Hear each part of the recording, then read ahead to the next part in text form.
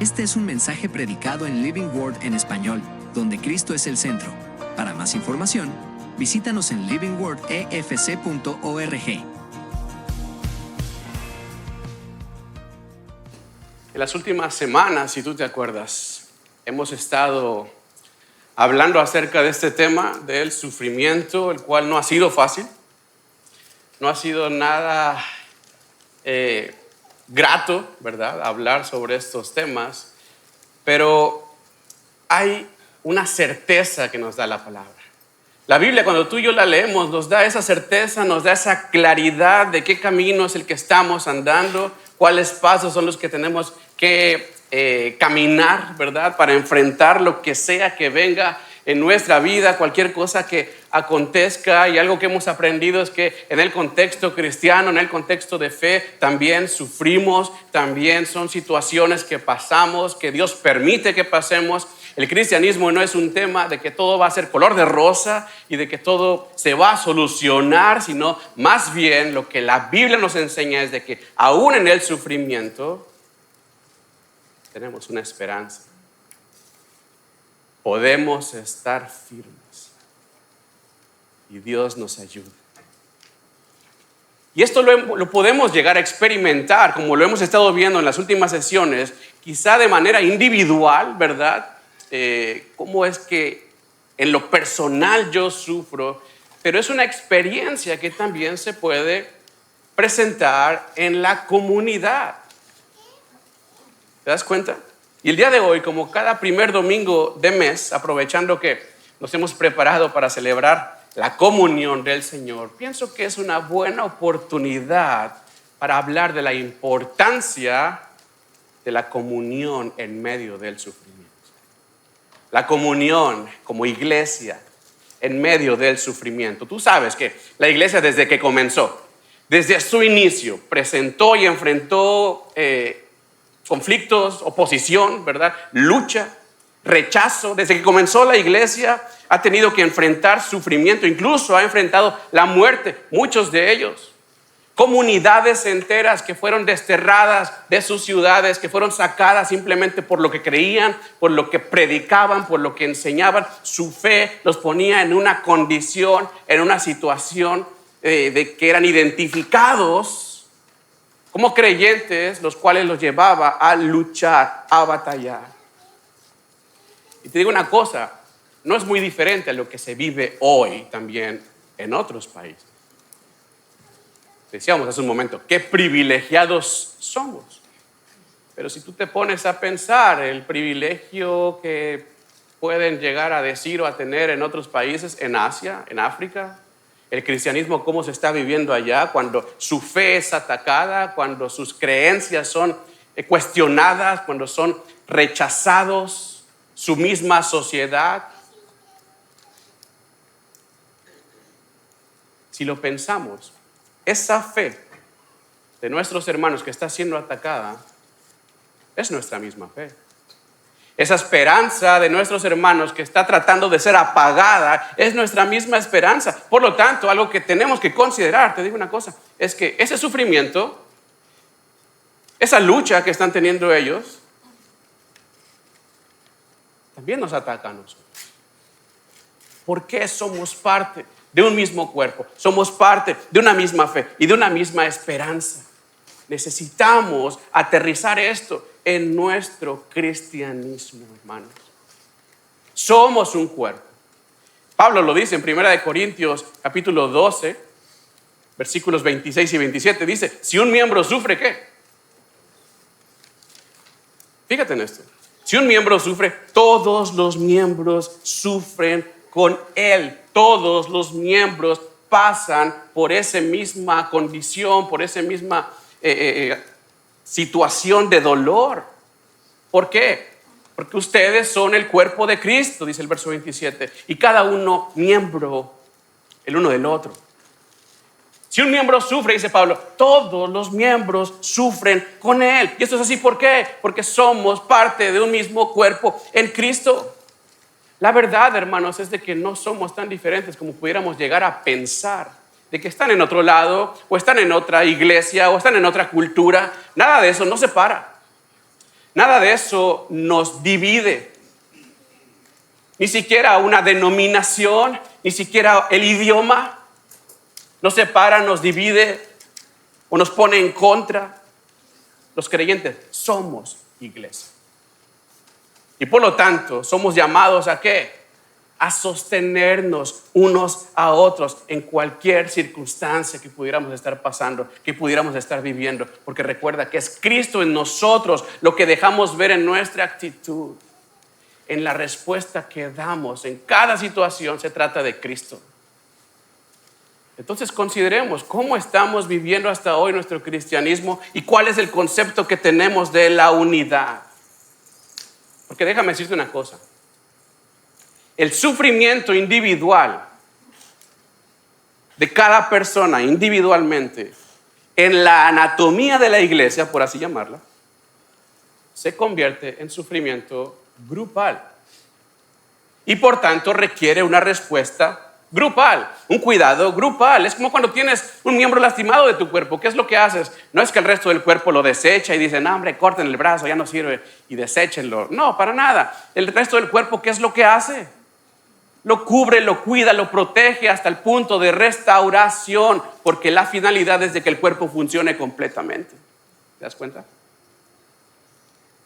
Como iglesia es igual. El llamado precisamente del creyente es a esto, cuidar la integridad de la iglesia cualquiera que sea la situación. Pablo dice, si un miembro sufre, date cuenta que el mínimo para que la iglesia responda, ¿cuántos son? 1. Si un miembro sufre, tiene que responder el resto del cuerpo. Ahora nos tiene que llevar esto a pensar, ¿cómo estoy yo respondiendo a los otros en cada situación cuando se encuentran en sufrimiento? ¿Cómo estoy mostrando a Cristo en el trato y en el cuidado de la comunidad de la fe? ¿Qué me toca a mí como iglesia? ¿Qué nos toca a nosotros hacer en esta condición o en esta situación? Vamos a hablar acerca de este pasaje. El apóstol Pablo dice en 2 Corintios 1, versículos 3 al 5. Fíjate lo que el apóstol Pablo escribe. Bendito sea el Dios y Padre de nuestro Señor Jesucristo. ¿Padre de qué? De misericordias y Dios de toda consolación, el cual nos consuela en todas nuestras tribulaciones. ¿Para qué? Aquí es donde quiero que pongamos atención. Dice, para que también nosotros podamos consolar a los que están en aflicción, dándoles consuelo que nosotros mismos, porque nosotros mismos somos consolados por Dios. Porque así como los sufrimientos de Cristo son nuestros en abundancia, así también abunda nuestro consuelo por medio de Cristo. ¿Esto qué quiere decir? Que nuestra respuesta como iglesia tiene que mostrar o tiene que ser caracterizada por las bendiciones, las bondades y los cuidados que ha tenido el Señor Jesucristo con nosotros. Piensa un momento. ¿Qué has recibido del Señor? ¿Qué bendiciones son las que tú y yo hemos recibido hasta hoy en nuestra vida? Y no estoy hablando solamente de bendiciones materiales o terrenales, económicas, laborales. No estoy hablando de eso. ¿Qué bendiciones hemos recibido en el Señor espirituales? ¿Qué cuidado nos ha dado el Señor hasta el día de hoy? Ya lo vimos en Efesios, ¿te acuerdas? Todas las bendiciones espirituales.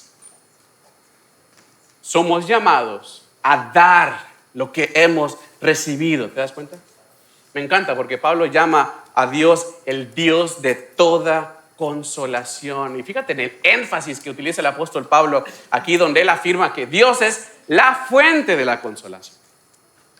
Es la raíz de la consolación. No es de que en Dios simplemente pasa consolación por ahí o que usa consolación. No, Él es la consolación. Él es la fuente, la raíz de donde brota. Por lo tanto, no es Dios más otra cosa. Él es Dios y punto. Él es el Dios de toda consolación. Esta palabra consolación en el griego es paraklete, que significa literalmente aquel que se pone a un lado para ayudar. Aquel que se pone a un lado para ayudar. Es el mismo nombre que Jesucristo le da al Espíritu Santo cuando dijo, y les enviaré al Consolador, al Parácletos, para que tengamos esa confianza de que Él nos ayuda, de que Él nos consuela, de que Él está ahí. Por lo tanto, el verso 4 dice que nos consuela con ¿cuánta consolación? Toda. La que necesitas, Él la da en toda tribulación. No es condicional, no es que Él te dice, si pasas por esto te ayudo y si pasas por esto lo pienso. Y si pasas por esto, no te ayudo. En cuántas tribulaciones el Señor está a un lado para ayudar. En todas. Quizá en algún momento tú te has sentido solo, tal vez te has sentido triste, abandonado, rechazado, no entendido. Es que tú no estás pasando por lo que yo estoy pasando, tú no me entiendes. Yo estoy solo, nadie está conmigo.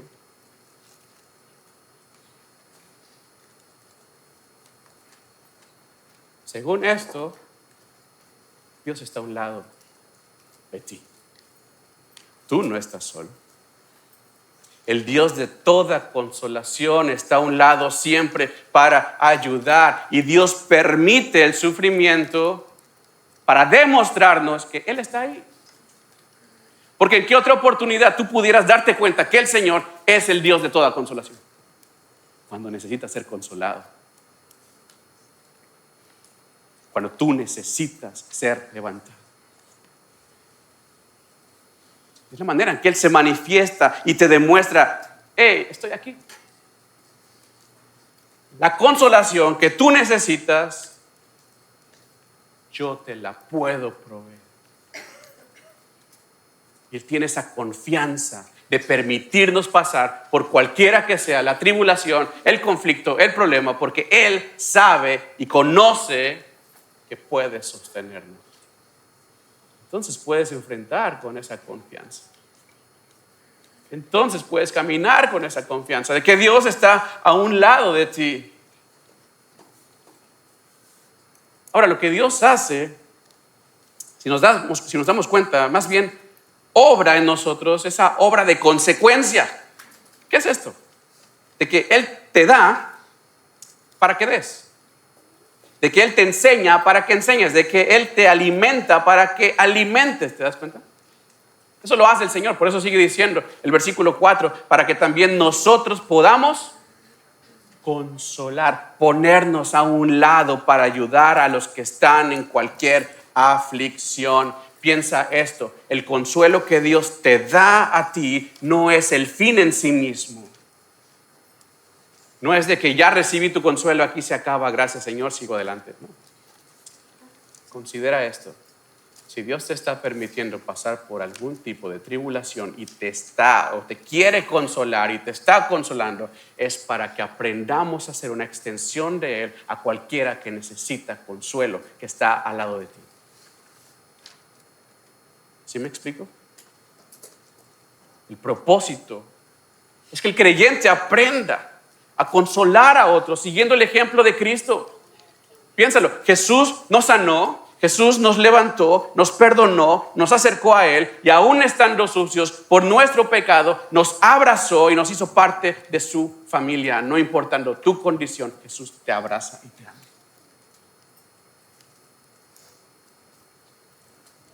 Eso hizo Cristo en nosotros. No importando tu condición, Él te acercó a sí mismo. Ese es el corazón de Jesús. Y un pasaje que me impacta mucho en Marcos 1:40 y 41 nos da ese ejemplo del corazón de Jesús para con los necesitados y nos narra la historia del leproso que vino a Él y le rogó, y dice que inclinada la rodilla le dijo, si quieres puedes limpiarme. Date cuenta, ¿quién le está hablando a Jesús?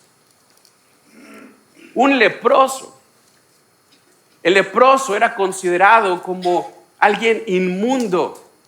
Era rechazado por la sociedad. De hecho, no podía habitar en la ciudad. El que tenía lepra tenía que irse a vivir fuera de la ciudad, alejado de todos, porque era contagioso. Se consideraba que él había pecado y por su pecado, ¿verdad?, tenía esa condición y lo rechazaban y vivía en soledad y vivía en rechazo. Ahora, date cuenta que no nada más era una condición de salud física.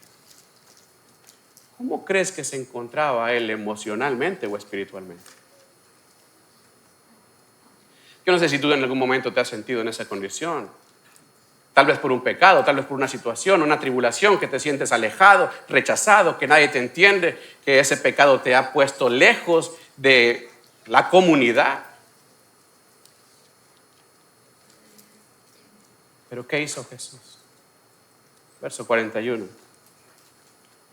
Y Jesús, teniendo misericordia de él, extendió su mano y le tocó y le dijo: quiero,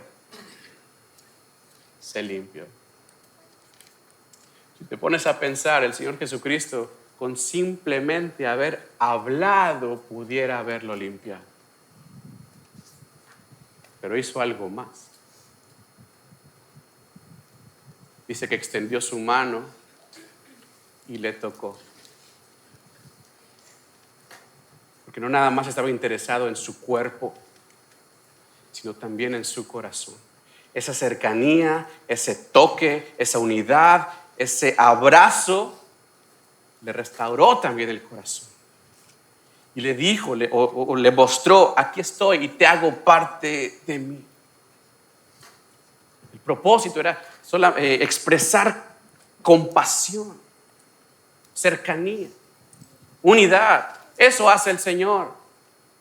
Y Jesús nos da ejemplo para que tú y yo mutuamente nos ayudemos, mutuamente nos levantemos, no importando cuál sea la condición en la que nos encontremos. Todos necesitamos compasión. Todos necesitamos consuelo. Yo te quiero preguntar una cosa. ¿Conoces los padecimientos de quien tienes a un lado? ¿Conoces la situación, los conflictos que está padeciendo quien está a tu lado? O mejor dicho, ¿conoces a quien está a tu lado? ¿Cómo manifestar compasión entonces? Gálatas capítulo 6, versos 9 al 10 dice: no nos cansemos de hacer el bien, porque a su tiempo segaremos si no desmayamos, cosecharemos si no nos cansamos. Así que, según tengas la oportunidad, hagamos bien a todos, y mayormente ¿a quiénes? A los de la familia de la fe. Es que te digo una cosa: si la iglesia está débil, yo también estoy débil. Es algo que también a mí me afecta. ¿Por qué? Porque somos un cuerpo. Si mi brazo se lastima, todo el cuerpo lo sufre.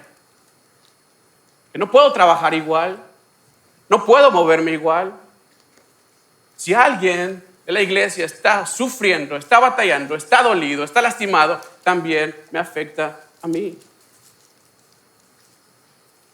Y el que yo no responda a la situación que está viviendo mi hermano es evidencia de que yo también estoy débil. ¿Te das cuenta? El cristianismo no fue diseñado para vivirse solo, hermanos.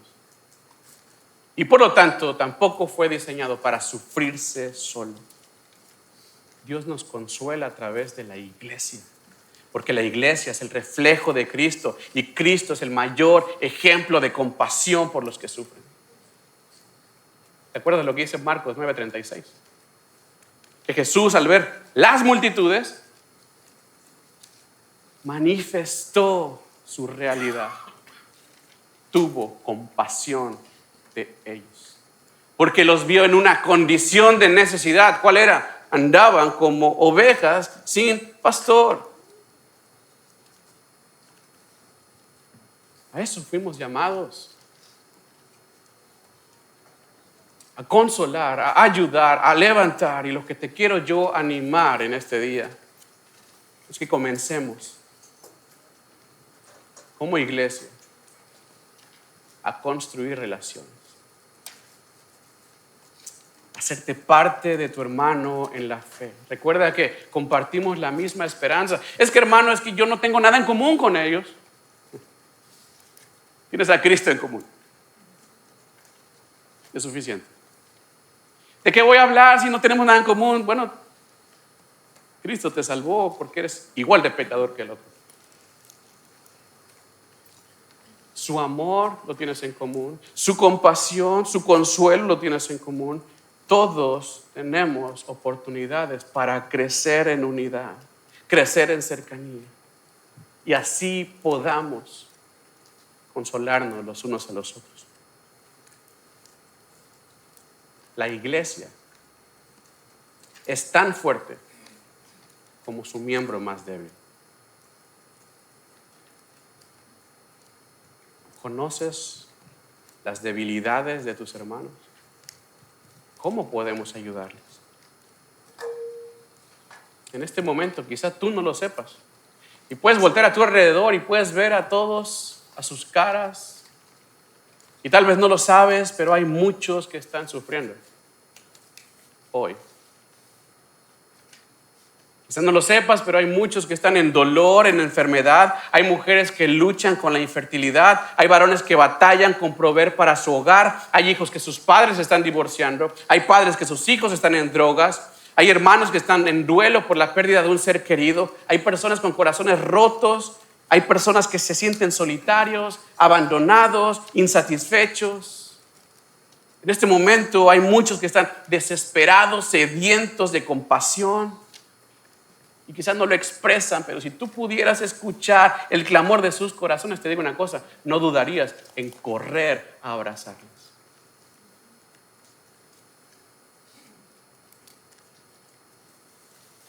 Dios escucha el clamor de su pueblo y responde. Asimismo, el Señor quiere que comencemos a responder nosotros como iglesia a aquellos que necesitan consuelo. Por lo tanto, hermanos, mostremos nuestra comunión en medio del sufrimiento para glorificar a Cristo como iglesia.